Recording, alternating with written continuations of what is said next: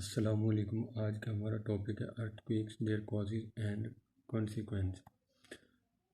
सबसे पहले हम बात करते हैं अर्थक्वेक क्या है। What is earthquake? An earthquake is the result of a sudden release of energy in the earth crust that creates seismic waves. The seismic activity of an area refer to the frequency, type and size of earthquake experienced over a period of time। अगर हम earthquake की बात करें कि earthquake क्या है, तो earthquake ज़मीन के अंदरूनी हिस्सों पर प्रेशर की वजह से पैदा होने वाली एनर्जी के रिलीज़ होने की एक सूरत है। ये एनर्जी जितनी ज़्यादा होगी उस कदर जो वाइब्रेशन है अर्थ के ऊपर उतनी ही ज़्यादा होगी और उतनी ही शिद्दत का जो अर्थक्वेक है वो ज़्यादा होगा। ये हमारी अर्थ के अंदर से अचानक जो है वो एनर्जी रिलीज़ होती है और इस एनर्जी के रिलीज़ होने की सूरत में अर्थ क्रस्ट के ऊपर वाइब्रेशन या मूवमेंट का बायस बनती है।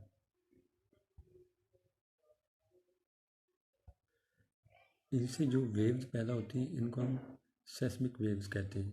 जो सेस्मिक एक्टिविटी होती है उनका अनुसार होता है उनकी फ्रीक्वेंसी के टाइप की और साइज़ पर होता है कि ये इनकी फ्रीक्वेंसी कितनी है, उनका जो है वो कौन सी किस्म की है सेस्मिक वेव्स हैं और इनका साइज़ क्या है, इनके ऊपर डिपेंड करता है। जितनी इनकी फ्रीक्वेंसी ज़्यादा होगी, जितनी इनकी स्पीड ज़्यादा होगी, उतने ही एरिया को ये ज़्यादा कवर करेंगी। अगर हम सेस्मिक वेव की बात करें तो सेस्मिक वेव जो है वो अर्थक्वेक की वजह से जो एनर्जी रिलीज़ होती है, तो अर्थक्वेक का जो फोकस पॉइंट होता है वहाँ से ये वेव्स तमाम डायरेक्शंस की तरफ जो है ये ट्रैवल करती हैं। बिल्कुल इसी तरह मिसाल के तौर पर अगर हम किसी पॉन्ड के अंदर जो है वो एक स्टोन फेंकते हैं, तो जहाँ पर हम स्टोन फेंकते हैं वो वाटर की उस सतह से जो है वो वेव्स जो है वो वाटर की सरफेस से तमाम डायरेक्शंस की तरफ जो है ना वो मूव करती जाती है। इसी तरीके से जब अर्थ क्रस्ट के ऊपर जो है वो अर्थक्वेक जो है वो ओरिजिनेट होता है, तो क्रस्ट के ऊपर जो है जो वाइब्रेशंस होती हैं जो प्रोड्यूस होती हैं ये ट्रैवल करती हैं तमाम डायरेक्शन में, और जहाँ जहाँ तक ये ट्रैवल करती हैं उन एरियाज़ को ये इफ़ेक्ट करती हैं। इन वेव्स की जितनी स्पीड ज़्यादा होगी उतनी ही ये ज़्यादा एरियाज़ को कवर करेंगी। मिसाल के तौर पर हम कह सकते हैं कि नदरन हेमिस्फेयर में ओरिजिनेट होने वाले अर्थक्वेक जो है वो सदर्न हेमिस्फेयर में भी महसूस किया जा सकता है। लेकिन ये डिपेंड करता है कि अर्थक्वेक कितनी शिद्दत का है, उसकी फ्रिक्वेंसी कितनी है, उनके जो है वो जो वेव्स हैं उनकी स्पीड कितनी है, वो किस शिद्दत से ओरिजिनेट हुआ है। अगर हम सेस्मिक वेव्स की बात करें जो अर्थक्वेक की वजह से ओरिजिनेट होती हैं, इनको बेसिकली जो है वो 2 मेजर टाइप्स में डिवाइड किया गया है। फर्स्ट ऑफ ऑल हमारे पास है बॉडी वेव्स, सेकंड में हमारे पास सरफेस वेव्स।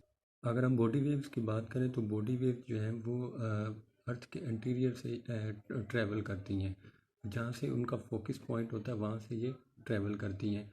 और बॉडी वेव्स को जो है वो फर्दर 2 कैटेगरीज में डिवाइड किया गया है, primary waves and secondary waves. ये दोनों वेव्स प्राइमरी और सेकेंडरी वेव्स ये ज़मीन के अंदरूनी हिस्सों से ओरिजिनेट होती है, जहाँ पर अर्थक्वेक का फोकस पॉइंट होता है वहाँ से ये ओरिजिनेट होती हैं और तकरीबन ऑल डायरेक्शंस में ये मूव करती हैं। लेकिन ये दोनों वेव्स अपनी स्पीड के लिहाज से एक दूसरे से मुख्तलिफ हो सकती हैं। अगर हम प्राइमरी वेव्स की बात करें तो इनको हम जो है वो इब्तदाई लहरें भी कहते हैं। प्राइमरी वेव की फ्रीक्वेंसी हाई होती है, इनकी वेव लेंथ शॉर्ट होती है, लॉन्गिट्यूडनल किस्म की वेव्स होती हैं ये सॉलिड और लिक्विड दोनों मटेरियल में से गुजर जाती हैं। ये वेव्स प्राइमरी वेव्स की अगर हम बात करें तो प्राइमरी वेव्स में इनका जो हम कह सकते हैं कि हर ज़र्रा जो होता है वो मूवमेंट के यानी कि मतवाज़ी रुख आगे पीछे हरकत करता है। प्राइमरी वेव्स तेज़ होती हैं, इसके साथ ये मूव करती हैं। प्राइमरी वेव स्पीड के साथ ये मूव करती हैं और जब ये मूव करती हैं तो प्राइमरी और सेकेंडरी वेव, तो प्राइमरी वेव जो होती हैं ये सबसे पहले पहुंचती हैं। उसके बाद अगर हम सेकेंडरी वेव्स की बात करें तो इनकी फ्रीक्वेंसी भी हाई होती है, इनकी शॉर्ट वेवलेंथ होती है, ट्रांसवर्स वेव्स होती हैं। ये लिक्विड मटेरियल में से ये मूव नहीं करती, ये अपने सोर्स से तमाम डायरेक्शंस में ये मूव करती हैं। सेकेंडरी वेव जो है ये प्राइमरी वेव से स्लो होती हैं, यानी कि इनकी स्पीड जो है वो प्राइमरी वेव से स्लो होती है। तो सबसे पहले प्राइमरी वेव्स पहुंचती हैं और उसके बाद सेकेंडरी वेव्स किसी भी डायरेक्शन में ये जब मूव करती हैं तो किसी एरिया में पहुंचती हैं तो सबसे पहले ये प्राइमरी वेव्स पहुंचती हैं और उसके बाद सेकेंडरी वेव्स पहुंचती हैं। अगर हम सरफेस वेव्स की बात करें तो सरफेस वेव जो है ये अर्थ सरफेस के पैरेलल ट्रेवल्स करती हैं और ये बहुत स्लो होती हैं और ज़्यादा डैमेजिंग का बायस बनती हैं। इनको फर्दर 2 कैटेगरीज में डिवाइड किया गया है, लॉन्ग वेव्स और रिलीफ वेव्स। लॉन्ग वेव ये गाइडेड वेव्स होती हैं, ये displacement is a parallel to the free surface होती हैं। लॉन्ग वेव फास्टर होती हैं, ये horizontal shifting of the earth surface का बाइस बनती हैं। उसके बाद अगर हम रिलीफ वेव्स की बात करें तो ये भी गाइडेड वेव्स होती हैं, ये displacement is perpendicular to the long wave displacement होती हैं। रिलीफ वेव जो होती हैं ये लॉन्ग वेव की निस्बत स्लोअर होती हैं, ये सर्कुलर मोशन में जो है ये मूव करती हैं। अगर हम लॉन्ग वेव्स की बात करें तो लॉन्ग वेव ज़्यादातर सरफेस के ऊपर चलती हैं, इसलिए इनको जो है सरफेस वेव्स भी कहा जाता है। यही वजह है कि ये सरफेस के ऊपर ये ज़्यादा डैमेजिंग का बायस बनती हैं। अर्थक्वेक की ये वेव्स जब ट्रैवल्स करती हैं तो अर्थ के अंदर जो मुख्तलिफ लेयर्स होती हैं उनकी डेंसिटी के फ़र्क की वजह से इनकी जो डायरेक्शन होती है और इनकी जो स्पीड होती है वो तब्दील होती रहती है। ये जितनी ज़्यादा डेंस पार्ट से गुज़रती हैं ये इस कदर इतनी स्पीड के साथ स्पीड इनकी ज़्यादा हो जाती है और जब ये किसी यानी कि हल्की वेव से गुज़रती हैं तो जब ये सॉलिड मटेरियल में दाखिल होती हैं तो ये मुनक्किस हो जाती हैं, तो इसलिए इनको जो है वो सेस्मिक रिफ्लेक्शन भी कहा जाता है।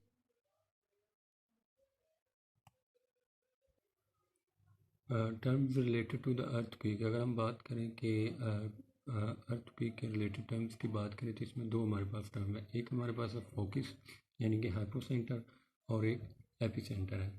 अगर हम फोकस की बात करें तो focus is the point on the fault where rupture occurs and the location from which seismic waves are released। Earthquake जिस जगह पर पैदा होता है तो अपने जो उसका फोकस पॉइंट होता है वहाँ से वेव्स जो है वो तमाम डायरेक्शंस की तरफ ट्रैवल करती हैं। तो वो जो पॉइंट होता है जहाँ से अर्थक्वेक ओरिजिनेट होता है उसको हम फोकस कहते हैं। अगर हम एपिसेंटर की बात करें तो एपिसेंटर जहाँ से एनर्जी रिलीज़ होती है उससे जो आगे वाला पार्ट होता है, उससे जो अगला पार्ट होता है, फोकस से अगला जो पार्ट होता है वो एपिसेंटर कहलाता है। अर्थक्वेक की अगर हम बात करें तो अर्थक्वेक जो है ये हम कह सकते हैं कि ये एक कम बहुत ही कम नोयत के भी होते हैं और बहुत ज़्यादा मैग्नीट्यूड के भी होते हैं, यानी कि इनके रेक्टर स्केल पर इनकी शिद्दत ज़्यादा होती है और दुनिया में तकरीबन कम शिद्दत के ज़लज़ले हर साल लाखों ज़लज़ले आते रहते हैं, अर्थक्वेक्स आते रहते हैं। लेकिन ज़्यादा मैग्नीट्यूड के ज़लज़ले जो हैं ये एक तकरीबन हम कह सकते हैं कि ये कम मैग्नीट्यूड के ज़लज़लों से अर्थक्वेक से काम आते हैं। Causes of earthquake. Some major causes of earthquake on basic of its causes और surface causes हैं, volcanic causes, tectonic causes। अगर हम बात करें surface causes की